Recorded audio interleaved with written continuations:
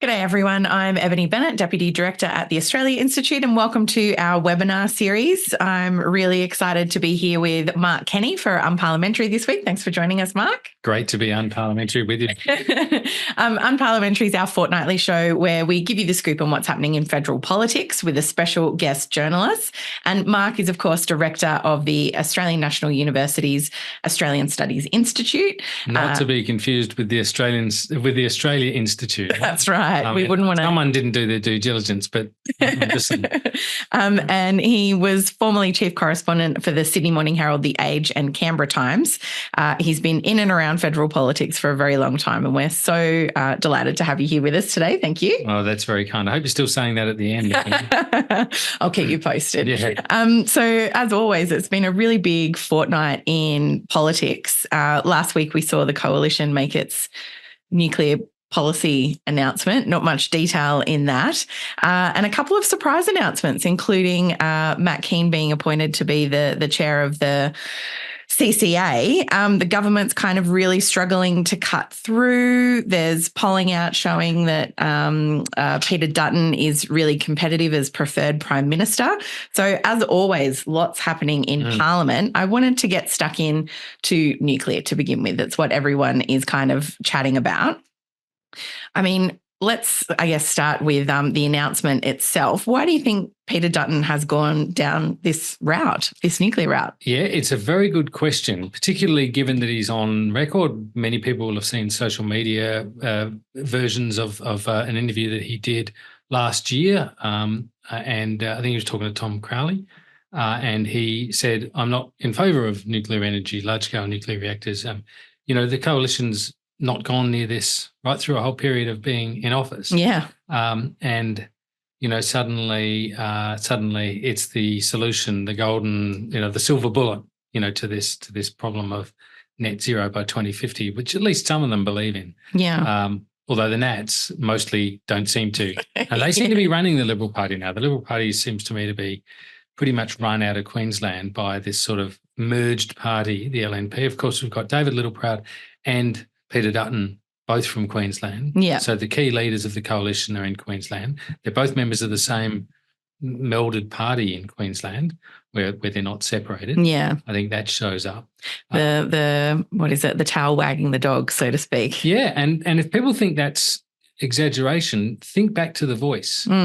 November of 2022. Right, well before the wording had been finalised, and there was a lot of debate to happen, bearing in mind the vote didn't happen for another year, actually, October 14, 2023. In 2022, David Littleproud effectively committed the coalition to oppose it when he stood up with Senator Nampijinpa Price and others and said, we're going to oppose this voice. Yeah. Now, Dutton formally took a little longer, took into whatever it was, April or whenever it was later in the new year, to declare his opposition. But really, and I think I wrote this at the time, I think a number of people recognised it at the time, effectively he was locked in by the Nats at that stage. Now, that's not to say that he was ever going to support it. That would be a bit of a heroic assertion. Yeah. But the thing is, the Nats effectively decided the coalition's position, and the Nats have been banging on about nuclear for years. Yeah. Now they've got it, right?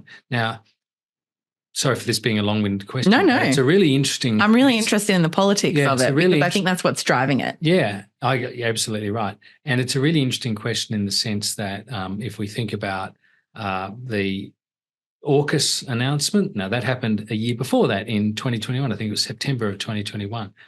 If you told me before then that Australia was about to drop conventional submarines, go to nuclear, I would have said, the Labor opposition is never going to support that, except they did. Yeah. They supported it within 24 hours, effectively, of being briefed on it. Now, it might have been a bit of a slow burn, but I think that opened up the possibility for this pivot to nuclear power generation, because Labor had effectively said, all right, well, we'll accept nuclear. And you saw this playing out in the Parliament yesterday with what seemed to me to be the most childish and facile sort of exchanges between opposition and government, where frontbencher after frontbencher got up and tried to get Labor ministers to admit that submariners would be safe inside nuclear submarines. And if therefore they are safe, then ergo there's no safety concern with nuclear power. Yeah. Now, there may not be, generally speaking, and sort of in the final assessment, much of a safety issue with it. I mean, the technology has changed and everything else.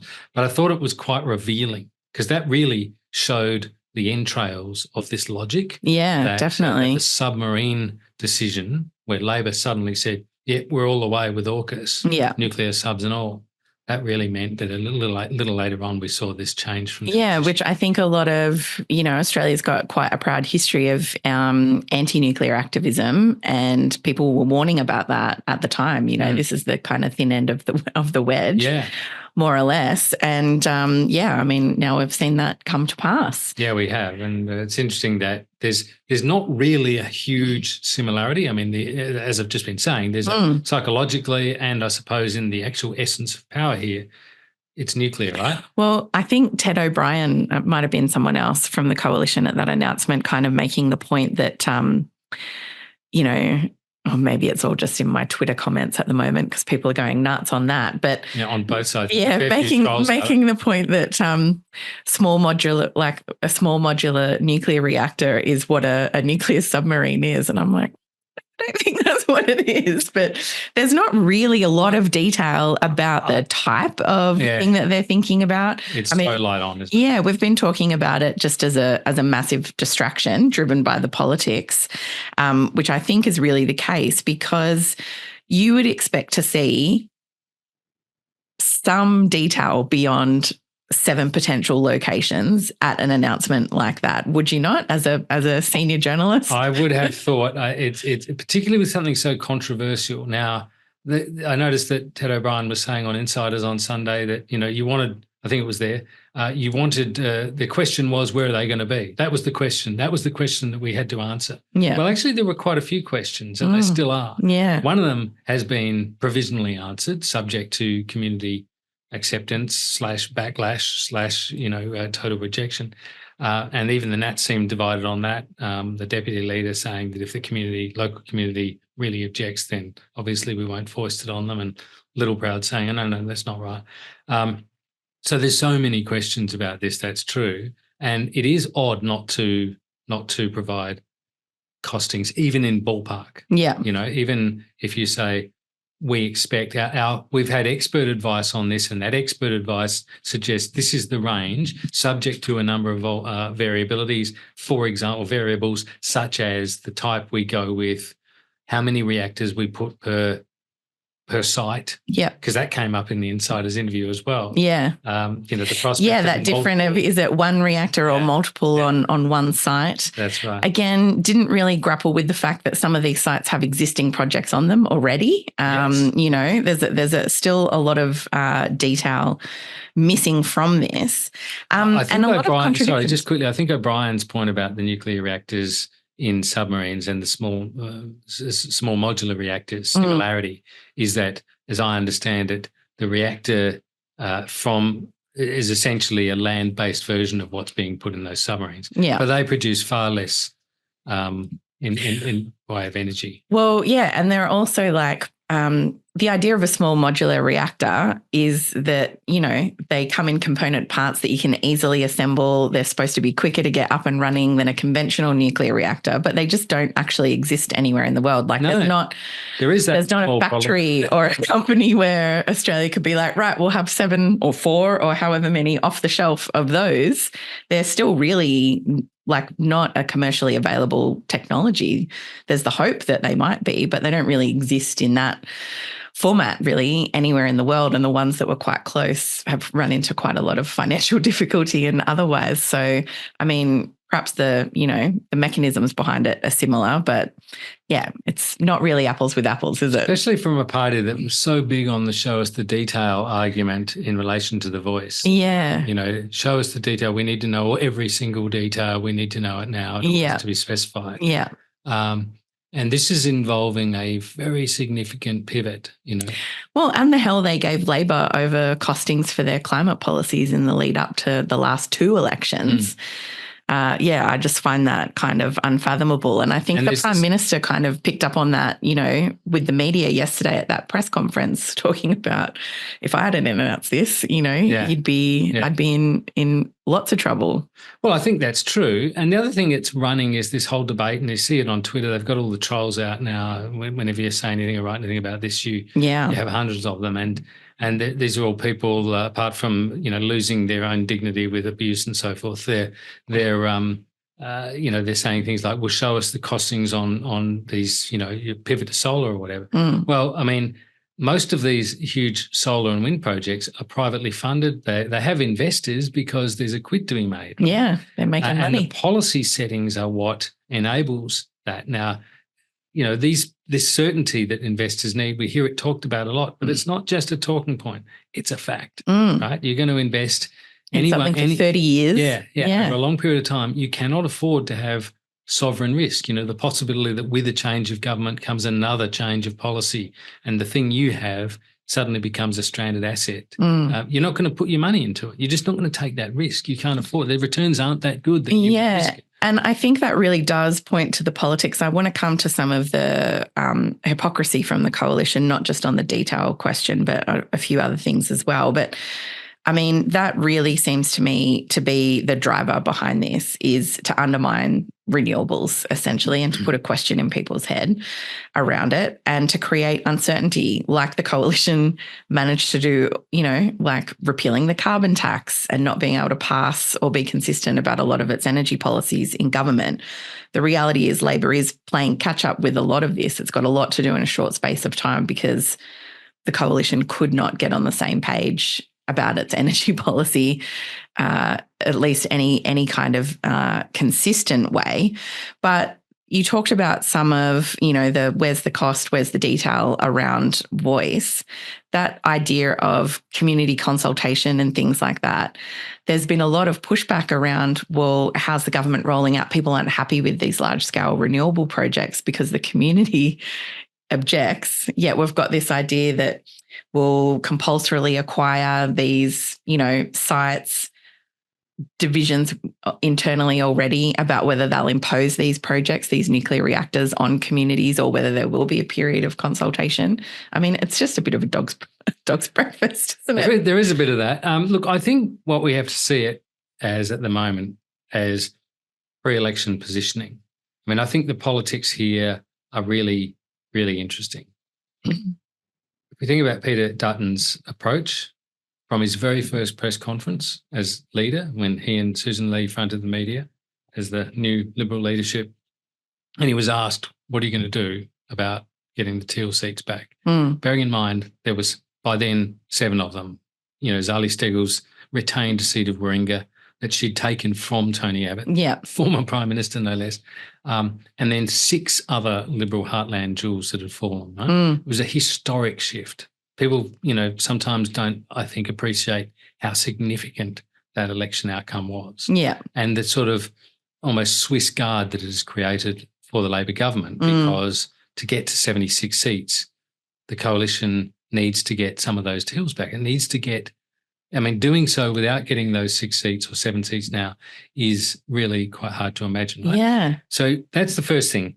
He was asked, what are you going to do about it? And his response was, the next election is going to be won in the suburbs and regions of Australia. In other words, quite specifically, he did not say, well, we accept that Australian voters wanted to see clearer action on climate change. We accept that Australian voters did have a problem with integrity in politics, with corruption, and they wanted to see faster action on that. Yeah. We accept that women have been perceived as not having quite the place in the Liberal Party that they should, and that the Liberal government, coalition government, was not seen by voters to be friendly to women and women's issues and the treatment of women. And we are going to do better to talk to those people. That would have been that is orthodox politics, right? For an opposition leader having just been tipped out of government to actually accept that we've listened. We've listened. We've heard the people are always right. The people have rejected the government's program and opted for change. And this is consistent with the Liberal Party. We can do this. We are a party that is modern and and progressive within the sort of narrow confines of that word. That would have been quite orthodox. He specifically chose another path, and everything he has done since has been consistent with that other path. Yeah. And this nuclear pivot is a nuclear version of that strategy, right? It's sort of all or nothing. Now, some people have read that as this is Dutton on a 2-election strategy. Yep. Now, that wouldn't be completely crazy to have a 2-election strategy, because the last one-term federal government we had was literally 1932, 31. That's when, the Great Depression happened and a one-term Labor government happened. And since then, not once has a government been in for just one term. Now, that doesn't mean it can't happen. And as you said before, the polls are amazingly tight at the moment. Preferred PM, neck and neck. Some people prefer Dutton. But nonetheless, it's, a 2-election strategy in that context wouldn't have been so crazy. But I just think this high-risk approach that he's taking is much more all or nothing. Yeah. I'm going to give it everything this time. I'm going to divide the electorate. I'm going to do what I did with The Voice nationally. I'm going to pick an issue that divides, and I'm going to try and drag the majority of people into that. And I'm going to do it on hardline policies, not by gesturing to the left. And by not having to worry about those teal seats, it means he doesn't have to measure his language and his rhetoric. He doesn't have to target it to the sort of professionals in the cosmopolitan areas of the city. So if we stick with the politics of it, I just want to, because, the polls this week are kind of saying he is neck and neck in terms of preferred prime minister. That does tell us something. But if he wants to be the next prime minister, as you said, he's got to pick up those 7 teal seats from somewhere else. Is this issue and not lose any more? Exactly. Yeah. I'm really struggling with the politics of it to see where he thinks that through line is to pick up those additional seats using this and other crash through type of issues that he might pick. Because I'm really struggling to identify the seats that he thinks he'll pick up with this. And certainly, as if we keep kind of talking about the detail of it, as the costings emerge, all of those other things, it's a very high risk, as you said. It is high risk. I would say this, though, and I think this is where Labor and the Greens and others need to be careful. An issue like this, the assumption is that Australians are really opposed to it because they have been in the past and because there's been bilateral support for that opposition. I mean, John Howard was the one who put in the national ban, for example. But which was part of a deal to get Lucas Heights reactor up and so forth. But nonetheless, that's been the sort of orthodox position. But I think progressives, particularly progressive activists, people in the parties, people who have been involved in these issues for a long time, can make a mistake of thinking the general public is as ideologically opposed as they are. And I think most people are quite agnostic about it. And having laboured through 2 decades of climate discussion, which has been pretty fruitless and very, very unsettling and unrewarding and unpleasant, unproductive, whole lot of uns. I think for a lot of people, hearing about a technology that is zero emissions or near thereabouts, and which provides baseload power, which renewables by and large don't, that is going to resonate with some people. Then you've got the people in the regions. I mean, I've heard talk of doing things like in the region of a nuclear power plant, people get their electricity for free or at a seriously discounted rate as part of a sort of a sweetener for agreeing to it. There's, of course, the economic spin-offs and so forth that come for those regions, assuming everything goes to plan. I mean, this is a rosy version of it, I admit that, but nonetheless, this will be the version that the advocates of it will be putting forward.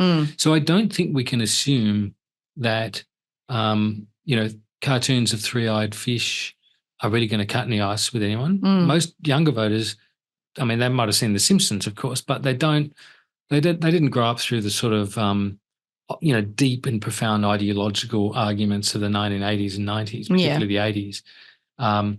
In relation to that, the arrival of the Nuclear Disarmament Party, Peter Garrett's original attempt to go into Parliament before he joined Labor and did it that way. And so there's some ground there to be made up amongst neutrals. Yeah. And to that extent, it's not super as radical as some people seem to think it is. Yeah. That said, I can't see there's two other big problems with that. Leaving aside the sort of safety question, that is the cost of it, the economics of it, just simply don't stack up. Yeah. It's very hard to imagine a circumstance where you can make it deliver power that's anything like competitive. And of course, the other big problem quickly is that this is transparently an excuse for doing nothing in the renewable space, for dialing that all back. Not only do you have the risk of undoing a lot of the work that's been done and making uneconomic some of those things, that some of those projects that are, at some stage of development, but you create this space in which not much happens. You have to use much more fossil fuels between now and the mid-2030s. And let's face it, it will not be 2037 that this starts. It will be longer and more expensive. And so you're basically talking about trying to do the whole thing to net zero by 2050, and they don't even, in some cases, believe in it. Yeah. It's a big punt and an expensive one, and it wastes a lot of time. We've already wasted 2 or 3 decades in this country with political paralysis, and they're proposing something that will do it again. To extend it. I want to stick with the cost because I want to come next to the appointment of Matt Kean as the new chair of the CCA, and it obviously is designed to kind of cut through some of the coalition's rhetoric around energy, with him being a former state Liberal energy minister and treasurer. But I was really struck by his comments at that press conference yesterday, Matt Kean saying, I did look at this when I was the energy minister. I was happy to kind of keep it in the mix, but I got more information about it and I didn't want to bankrupt the state. Like, that's a pretty damning indictment of the cost of it from a former state treasurer. It is, and it does go to the economics of it. The build costs are huge. The operational costs are significant. The waste costs are significant, and they're unresolved. Its ability to compete with abundant renewable energy for most of the time is next to zero. Yeah. I mean, it's not just net zero emissions, it's net zero profits. I mean, unless you mandate somehow the use of it. I mean, it's unclear. Now, there are some people arguing, usually on the conservative end of the spectrum, arguing that the economics aren't as bad as some are saying, but the CSIRO and a number of others have looked at this. And, independently, people who are just looking at the evidence, and they say that it just doesn't stack up. And it is hard to imagine how you can make it stack up from here. And that Chinese saying, the best time to plant a tree was 20 years ago, right? Yeah.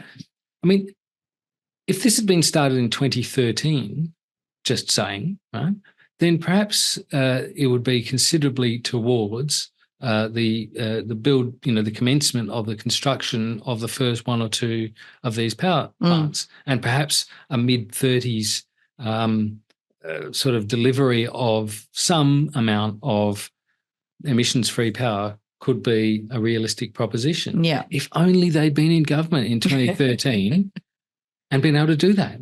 Or done anything on this front. Yeah, hang on, they were. For the best part of a decade, did nothing about it. And even since being there, they've opposed it up until suddenly embracing it. So, what's that other saying? If that's where I'm going, I wouldn't start from here. Well, you wouldn't start net zero from a standing start in 2024. Yeah. That's what you wouldn't do, because that is a very hard thing to do. And the only reason we're somewhere along that road at the moment is because of all the work that's been done in decarbonising our economy, particularly our energy sector. Yeah, and a lot of that driven by the states during the coalition government, really frustrated with that lack of, Matt Kean, the Greens have been critical but hopeful about his appointment as CCA chair, pointing to his support for fast-tracking gas in New South Wales at that time.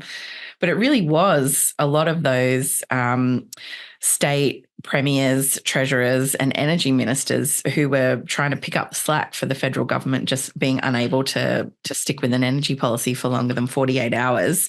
And we have to remember it was the Senate that kind of saved a lot of the clean energy infrastructure that Tony Abbott tried to get rid of, the renewable energy target, the Clean Energy Finance Corporation, ARENA, all that stuff that secured those. Bob Brown's bank, I think it was called. Right. It was pilloried as absolutely unacceptable before Clive Palmer, in some sort of weird dimension of his strange mind, sort of clubbed together, and there was some deal done, and those entities were saved. And now they're, of course, critical pieces of infrastructure in the adjustment. Just on your question, I didn't really answer it properly on Matt Keane. I think it's important to make this point. I don't think it'll have much impact. I understand the politics of it. You know, we've got a former Liberal leading out the Climate Change Authority, advising on targets and so forth. I understand the logic. I don't think it does any harm. I think it looks bipartisan. It adds balance. Most Australians will have never heard of Matt Keane. I know that everyone in Sydney thinks that everything that happens in Sydney is sort of understood elsewhere, but most Australians will have not heard much of him or know much about him. So there's that. And the second point I'd make is that the Libs have had prominent pro-climate action people, not least a Prime Minister, who they defied and axed twice. At every turn. Yeah.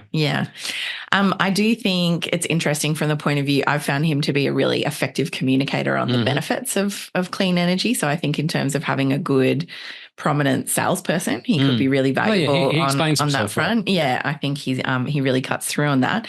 But we're going to go to questions from the audience soon, but there's a couple of things I wanted to touch on.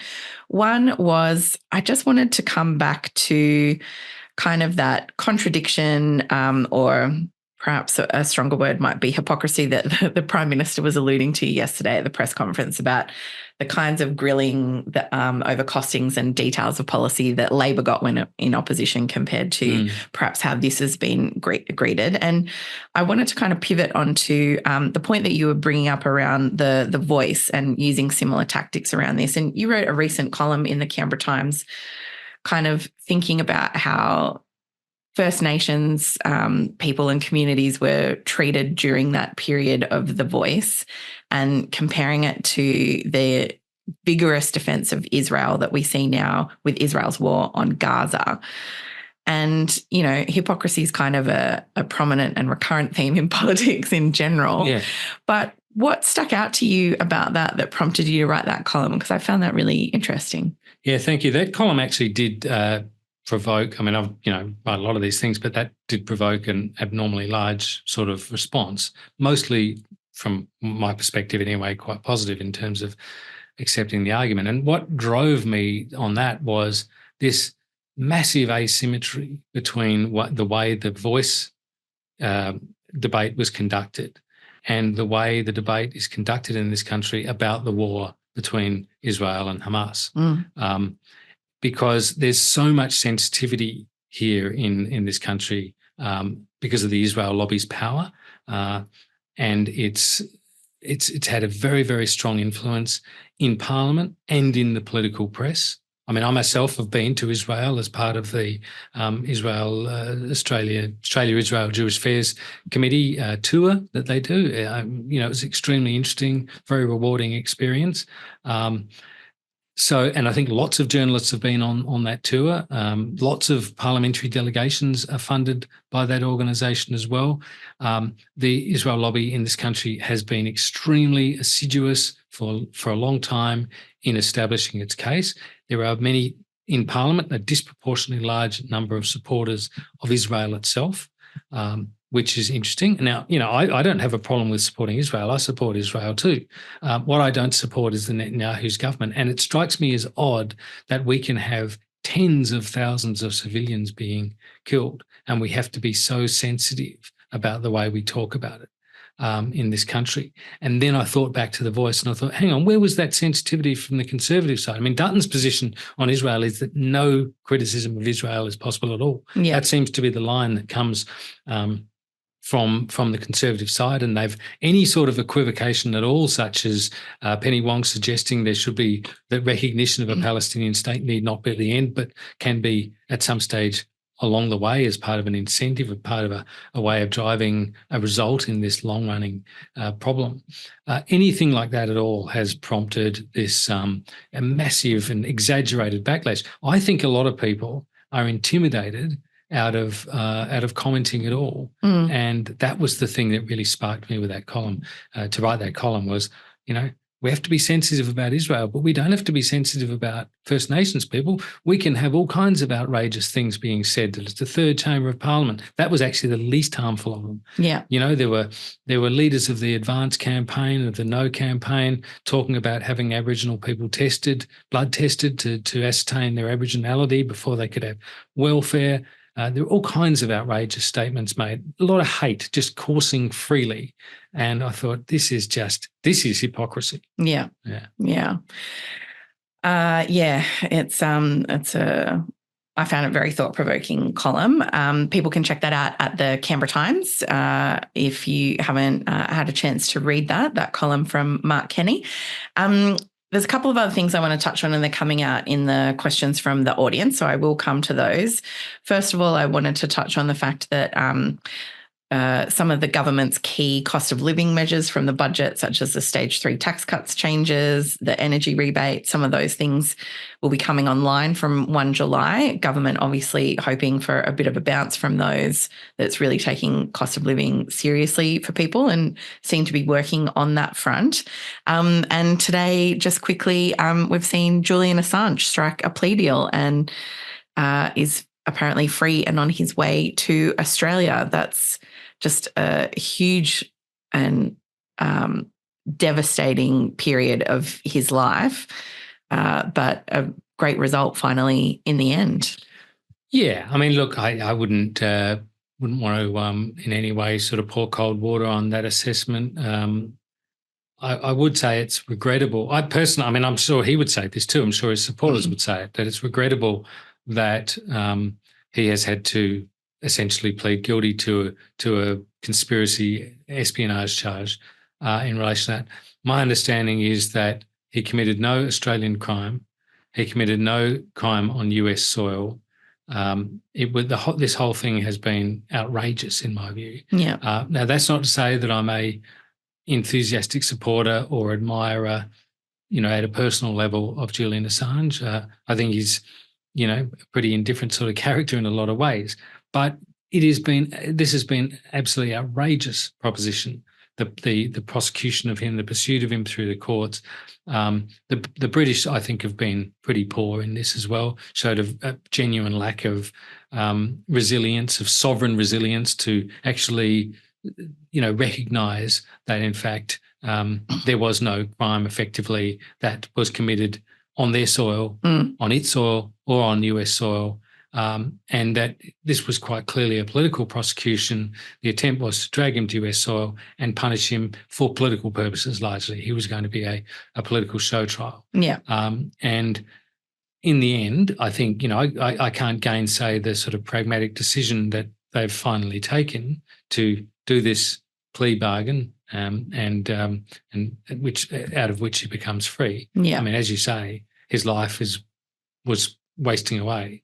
I think there has been some mistakes made by him and by others, but they weren't worthy of anything like the sort of punishment that he's endured. Yeah. And Belmarsh Prison, I mean, seriously, what kind of civilised country does that to someone who is not a threat to the community, who is not, or anyone really?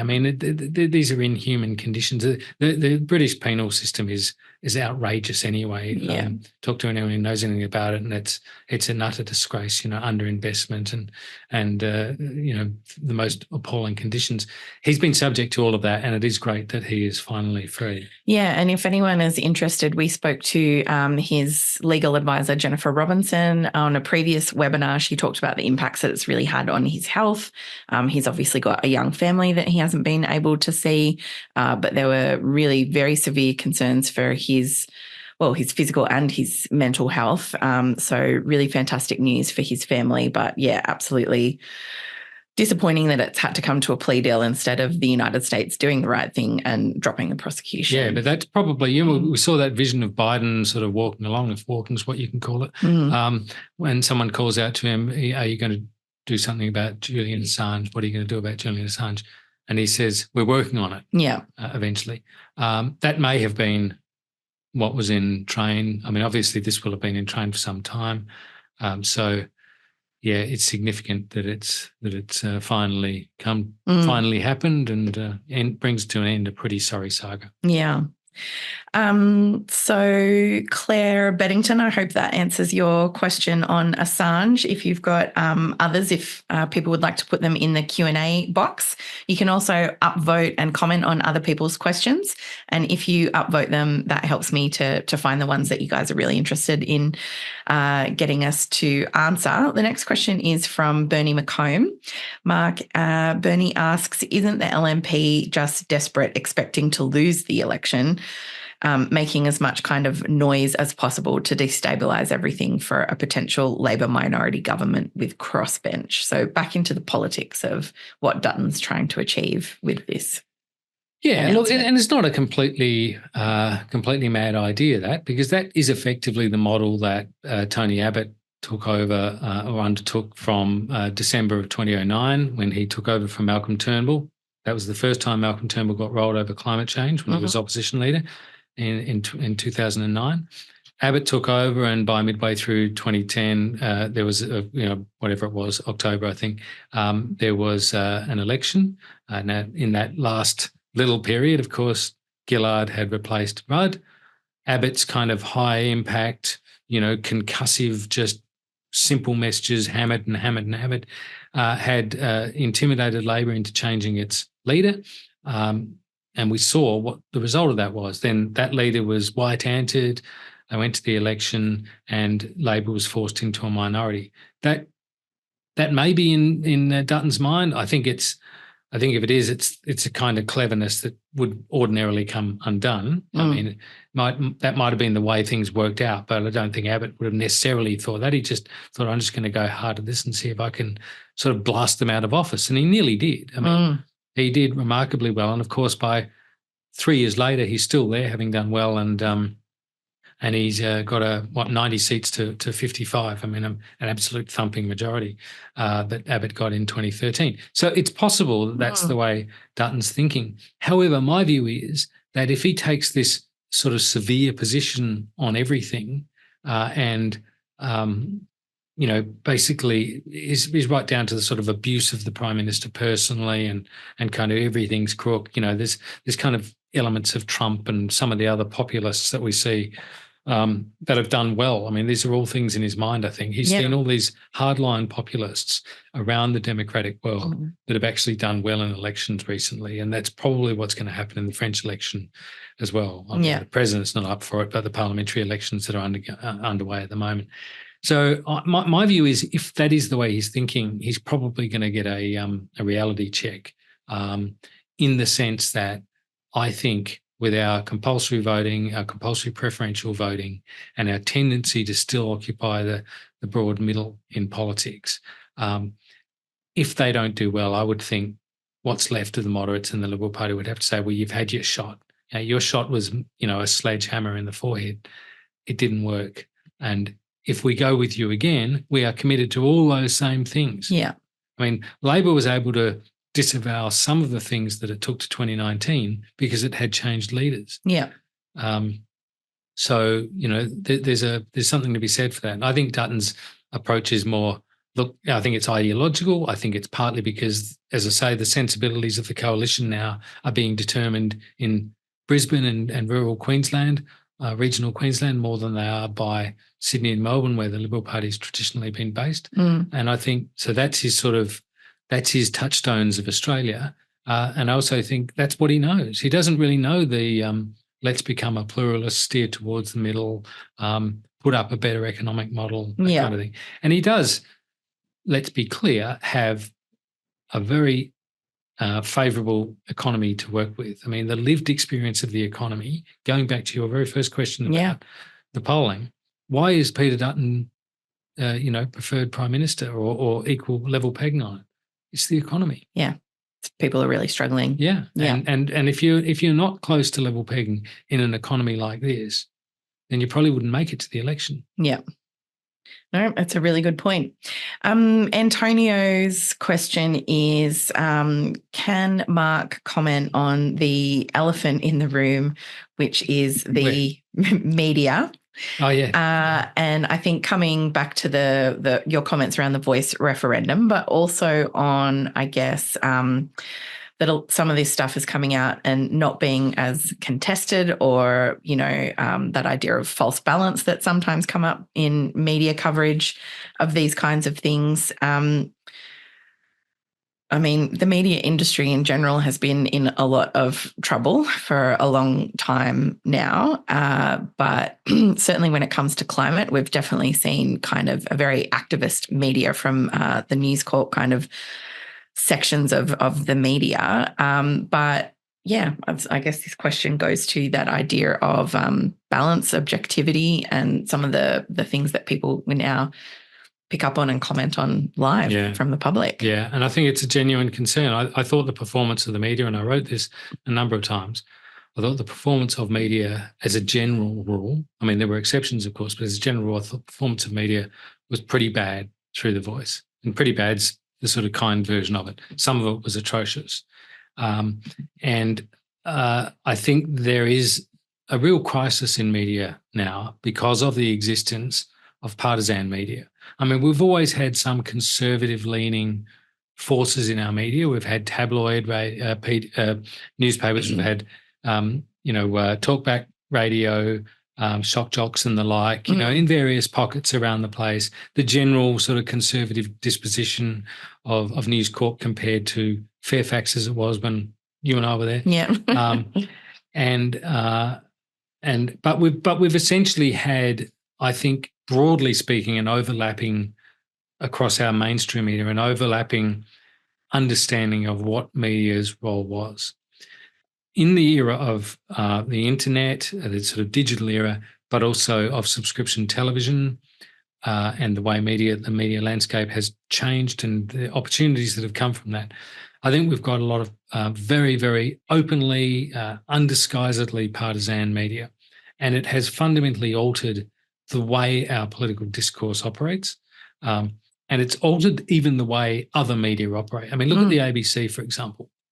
The ABC is subject to constant criticism, constant attacks from News Corp, as if it is, this lefty cabal, taxpayer-funded lefty cabal that only speaks to the inner cities and so forth. And I think that organisation has on many occasions, and did so through The Voice, made wrong judgments, made errors of judgment about how it would behave, trying to sort of quash this criticism.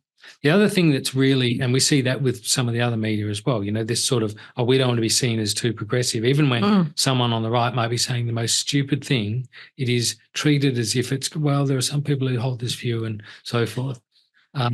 So you've got that. But I think it's also had an effect on politics, and it's had a particular effect is that when you have powerful voices backing you, no matter what you're doing, whether it's sports rorts, robo-debt, whatever it is, whatever trouble you're in, you've got a powerful gallery running lines for you. In fact, giving you lines sometimes, because a lot of these people are quite creative. They're journalists by training in many cases, or some of them are ex-politicos. And they're all, running this sort of propaganda. And I think what it's done is it's changed the way politicians act. I mean, essentially, you get caught in a crisis now, you can write it out. You can basically write it out because you've got a whole chorus of people who are attacking your critics. If we think back to Donald Trump, and we get a sort of a slightly milder version of it here, but we still see it. What Trump did is that he positioned in his response and in his commentary after that, he positioned every hostile questioner as a left-winger, right? So you could not question in any sort of hostile way, even though hostility was required in the sort of, inquisitorial sense of hostility. Yeah. That is, you genuinely pressing for the truth. You could not do that with Trump without being attacked as radical left, Democrat aligned. You would say enemy of the people. Yeah, enemy of the people. I stand with the people. Yeah, they're coming after me because they can't get you, so that they're coming after me. Right. That was his sort of line.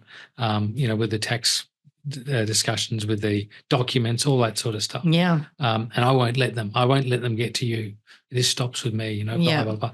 And his whole positioning of all journalists who weren't lackeys as being politically partisan on the left. And I think that's what we've ended up with. We ended up with this sort of binary understanding of our media. You're either a progressive or you're a conservative. Whereas we used to have journalists, and the ABC has a proud history of journalists who held politicians to account from either side. And in many cases, for whom you could make no confident judgment about which way they voted personally. Yeah. They just went for the story. I saw some interesting commentary from the British media kind of reflecting on Brexit and that idea of being impartial versus balanced, which I think particularly the public broadcasters like ABC struggle with here sometimes. And the Conservatives will really push back and be like, you need balance. You've got to have someone from the Conservative side if you're having someone from the progressive side. We saw the same thing throughout the Voice campaign, and they were kind of reflecting on the fact that sometimes they would have to search all day for like a pro-Brexit economist an economist who will be like, no, this is going to be great for the British economy. And they had like a long list of mainstream economists who were like, it's going to be a disaster. It's very high risk, like it's the largest. And we've been this with climate too, haven't we? Yeah, and the exact same thing as climate. And, you end up with two economists with opposing views that make it look like that is a representative. Exactly. Yeah. But in reality, there's like one versus the whole rest of the establishment. Yeah. And that was very strongly the case in the climate debate, where you have these sort of completely out on the fringe recalcitrant economists who say, or climate scientists who say that none of this adds up and that don't worry, the world's not warming and the climate's not changing and this stuff always happens. I mean, this is how you give comfort to people who resist change, is you find someone who tells them, don't worry, it's not you that's mad, it's them. Yeah. And it's corrosive. It's really corrosive, especially with a thing like science, because it works on the basis of collaboration, of consensus, of understanding, of everyone, of testing the data. And admitting you're wrong when you get things wrong and updating it. Yeah. And, like it's a continual process. And in fact, I think it's probably true. I can't prove this, but I think it's probably true that a lot of climate warnings from the scientific community have been on the low side because they are so sensitive about being accused of exaggerating that they have probably underestimated. So we now find, so we now find that, the 1.5 degrees by 2050, 2 degrees by the end of the century thing. Yeah. We're already basically talking about 1.5 by 2030. Yeah. We're already talking about there being days, weeks, possibly months where you can sail right across the North Pole right through the year, where not even in the winter there's no ice. Yeah. Yeah, let alone all the extreme weather impacts that places like Australia and elsewhere are kind of already experiencing with more intensity and frequency, things like black summer bushfires. Actually, I should say, the norm. I should say just about that, even in the winter there's no ice. It may be that you can do it in the summer. I'm not an expert on that. I just remember hearing someone say that quite recently and a scientist saying it, and I thought, gee, that it was a moment that really chilled me, like really made me think, that is so different from the world that I was born into. That you would assume I think the polar ice cap is there in the winter, but there are days in the summer where it just isn't there at all. Yeah. I've got another nuclear question here from Ivan Quayle, who says that in 2022, some of the nuclear power generation in France was reduced by a quarter due to a lack of cooling water because of a drought due to climate change. And does Mr. Dutton have an exemption from drought for Australia? Again, I guess going to some of the lack of detail here and no rigour in terms of this policy. They were asked about water, at least water allocations at the press conference, and I more or less think their response was something like, there'll be water that's already been allocated to those sites and we'll just use that. But that's not a small thing. Like Australia doesn't have a lot of water. We already use a lot for mining, agriculture, as well as, Well, this is it's one not of the a small reasons. consideration. No, it's not. This is one of the reasons why these things are mostly on the coast, right? I mean, so that they can have what's called access to abundant water. Yeah, I mean, all of it these are problems, technical problems about which I claim no expertise. But yes, it's a concern. I know that Fukushima in Japan is pumping a lot of water out into the ocean now. That was contaminated. Yeah. Which it now is at supposedly at levels of radiation, that aren't dangerous. But there are concerns about that, of course. Yeah. I mean, let's be honest, that's subpar. Yeah. And I think there's been other nuclear reactors across Europe that have found similar problems, not only from drought, but from heat waves as well. It's not like we have a lack of those in Australia either. So still a lot of questions and a lot of risks. Interesting point on that, speaking of risks. Right? His policy, right? I mean, as I said before, it is not inconceivable that there'll be quite significant support in Australia for this, because it's pretty comforting when someone comes along and tells you all that hard work we're doing, all that incremental gain. Don't worry about it. We're going to do this and then pull a lever. And and you don't have to worry about it for 15 years. Yeah, that's right. Yeah. But think of it. Let me paint another scenario just quickly. The elections, let's say March, April, something like that. No, it has to be by mid-May, right? Yeah. So of next year.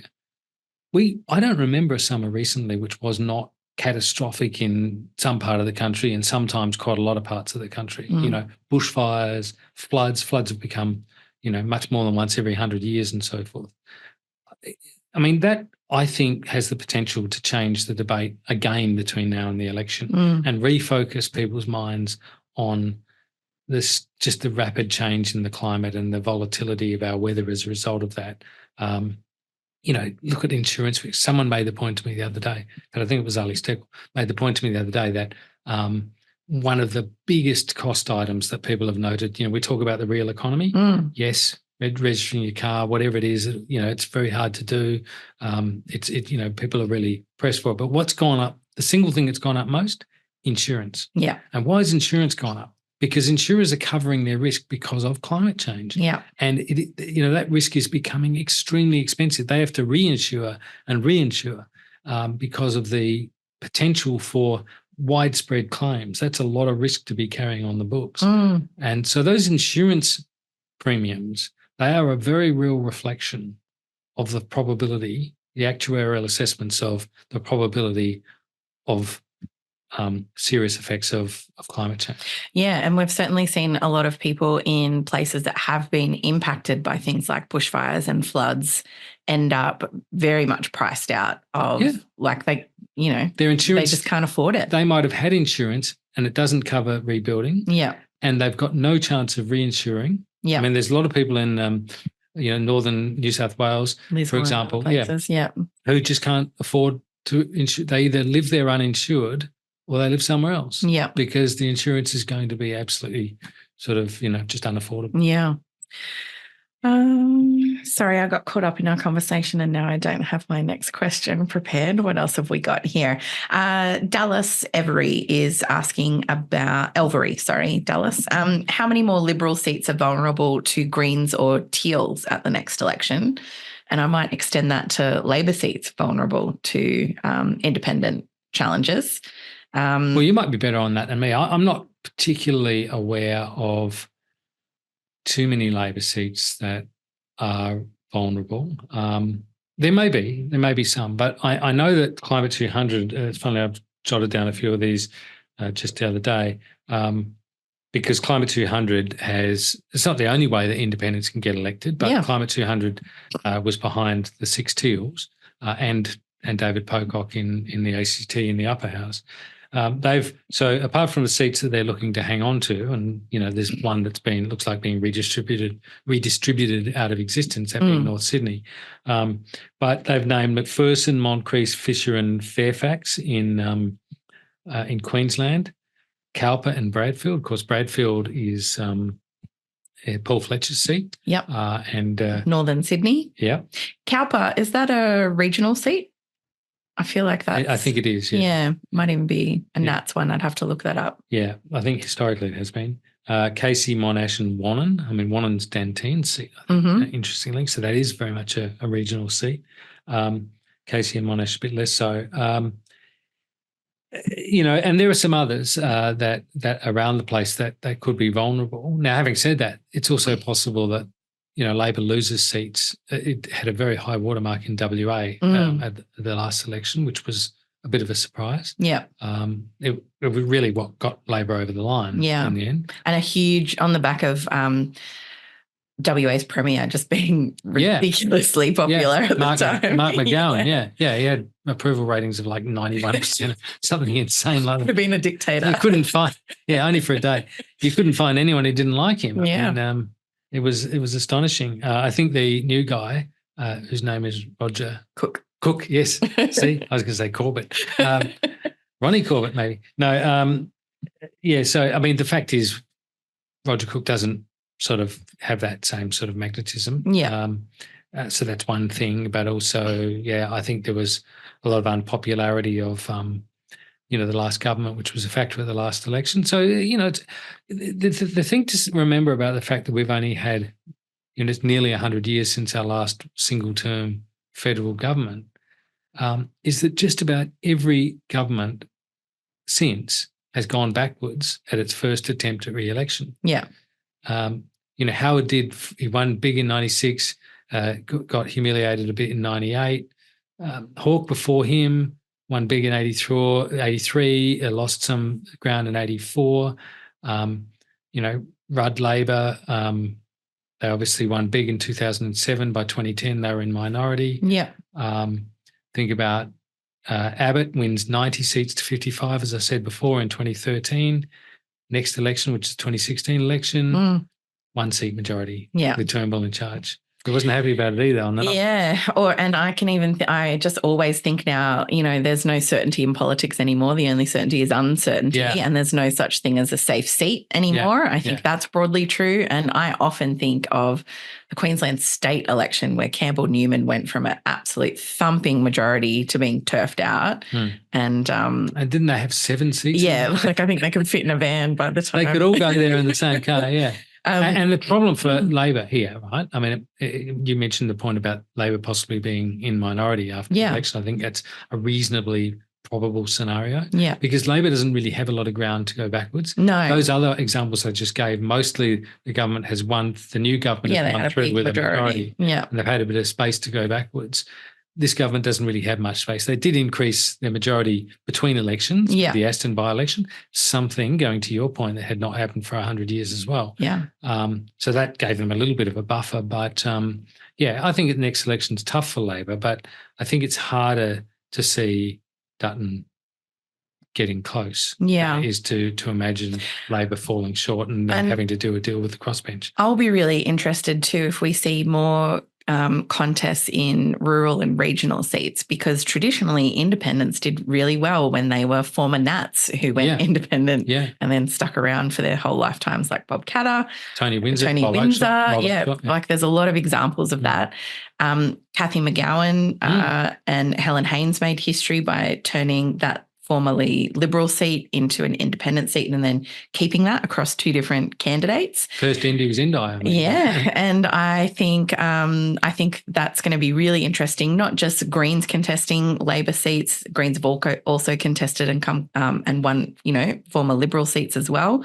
And so I think people should keep an eye on independents running in rural and regional seats as well, because I don't think it's just going to be those inner city seats. I think, people have seen that it works, and who knows? Yeah, people stick their hand up. That's right. Voters are unhooking, I think, from the major parties, and as a result of that, there's some new volatility, but there's some opportunities there for people who stand up and say, I'm a local representative and I'm going to, champion these causes. And I think voters are more inclined to look at those candidates now than they used to. Yeah, absolutely.